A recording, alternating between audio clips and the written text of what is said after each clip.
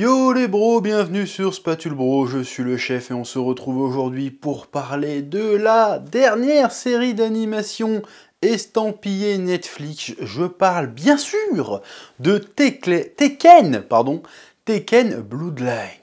J'ai regardé les 6 épisodes, on va débriefer ça ensemble. Générique, comme d'habitude. Oui.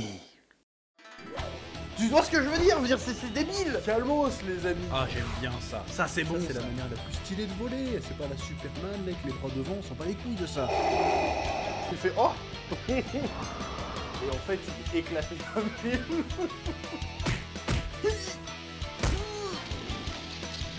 Je sais pas ce qui m'a pris là. Là j'ai craqué.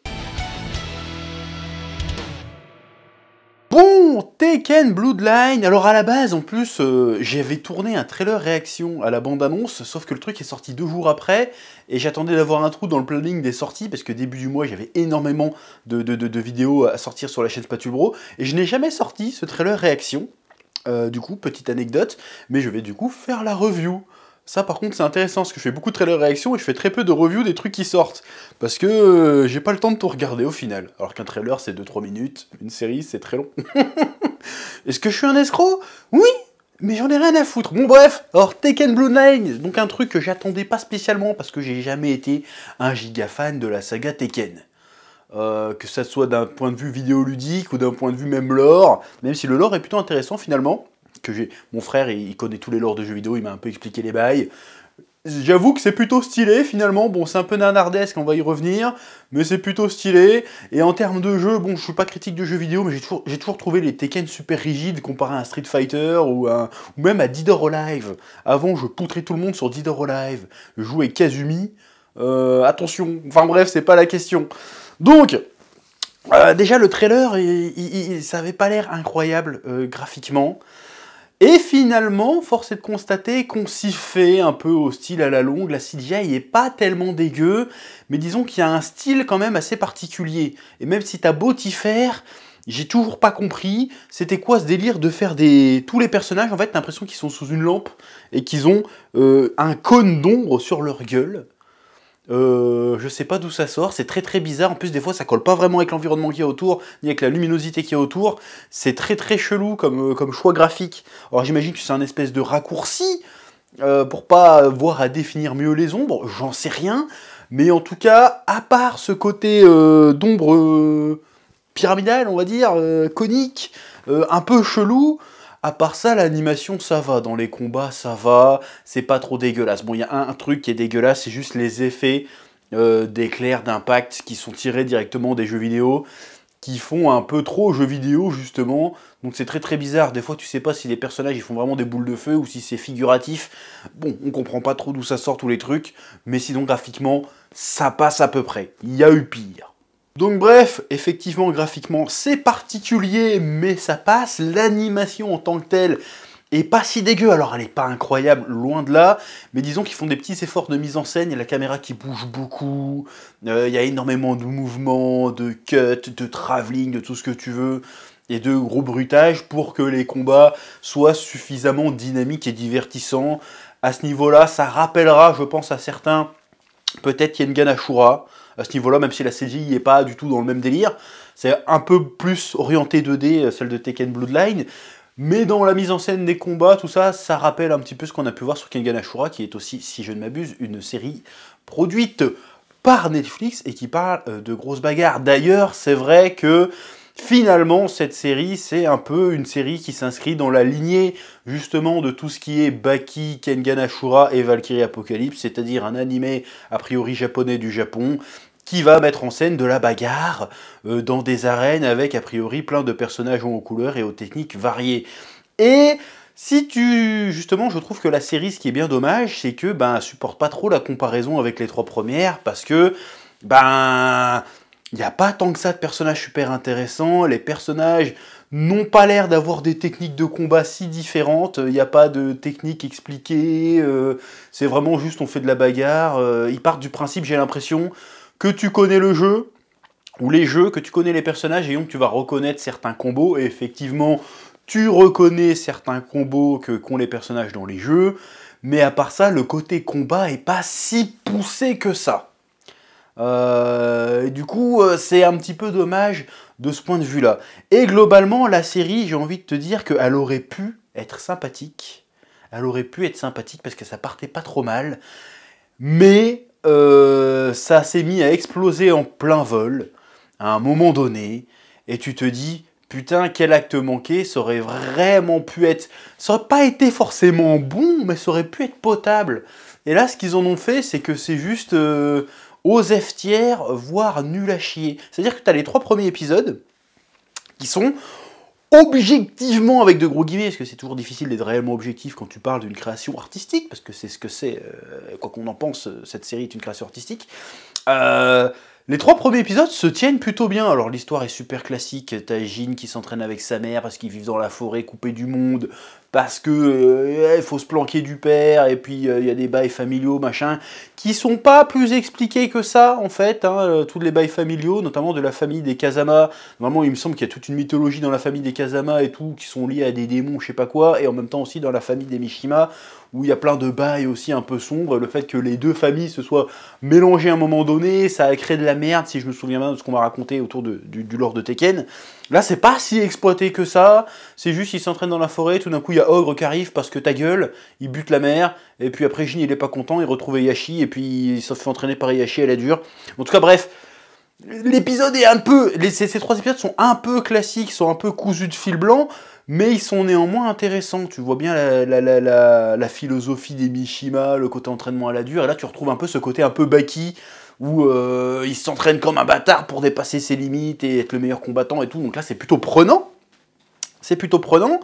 Puis après, passé les 3 premiers épisodes, on a le fameux tournoi du King of Iron Fist. Et là, le truc explose en pain vol, dans le sens, il nous fait « Oh putain, il nous reste que 3 épisodes !»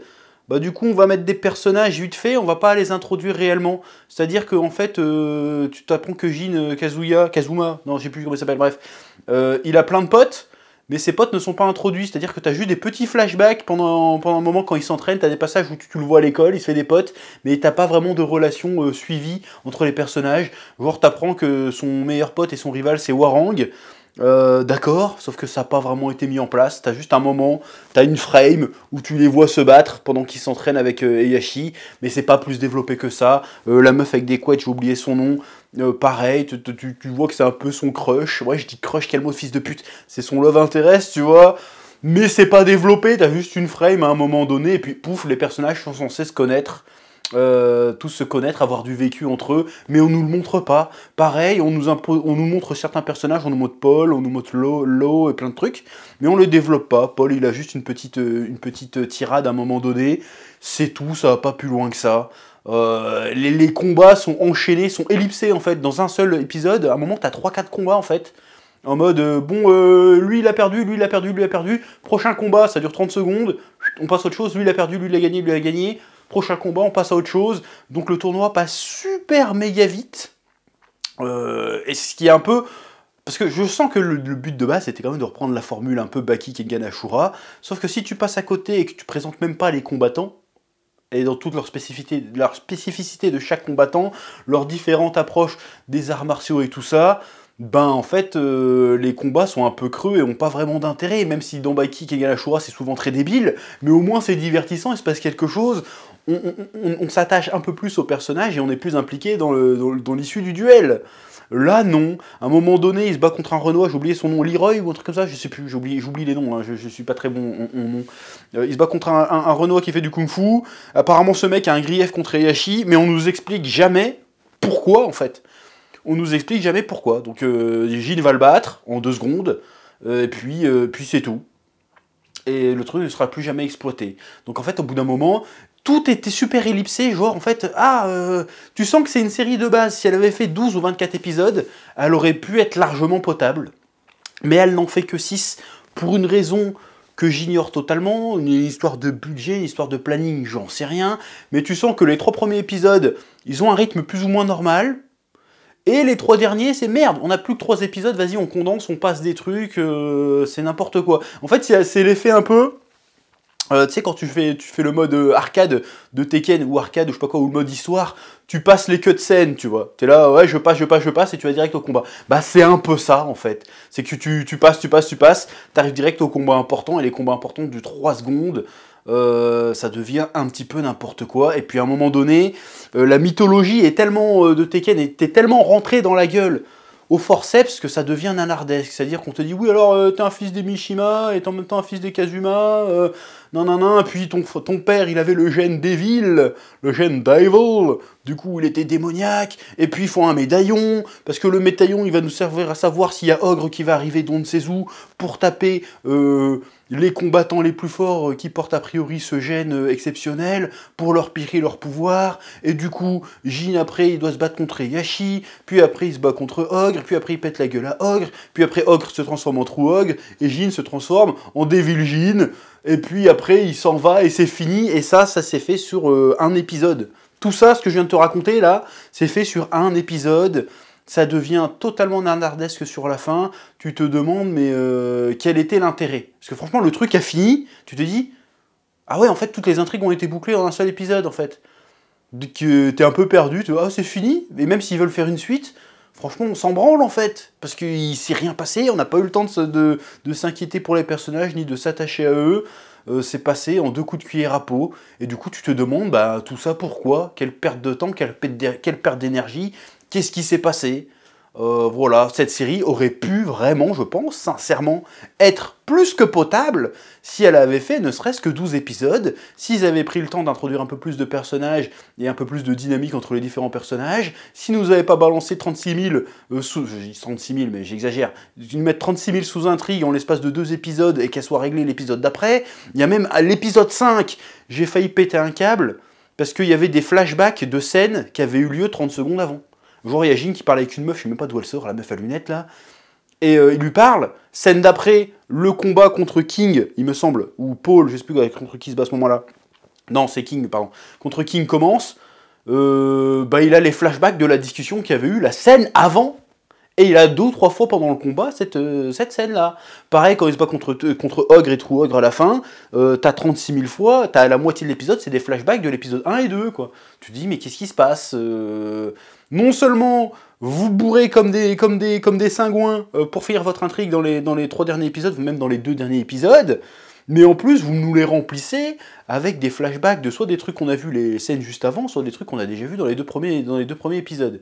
Donc voilà, le développement de personnage est un peu à chier, c'est dommage vraiment, parce que ça commençait à partir bien, et tout d'un coup, c'est comme ça, puis tout d'un coup, on n'a plus le temps. Donc c'est très dommage. Donc pour moi, cette série Tekken, Bloodline, est un acte manqué. Je trouve que c'est dommage que ça soit une licence aussi célèbre qui est tellement, mais alors tellement maltraitée. Est-ce qu'il y a une seule licence de jeu de combat qui peut se vanter? Alors, on peut penser ce qu'on veut des films Street Fighter. Ils sont pas ouf, mais les films d'animation de Street Fighter sont quand même plus ou moins cultes aujourd'hui. Les comics et tout sont stylés, mais j'ai l'impression que pour Tekken, ça rame de ouf hein, de proposer quelque chose autour de l'univers de Tekken, alors qu'il y a matière. Franchement, l'histoire autour des Mishima, de Ogre et tout, est plutôt intéressante.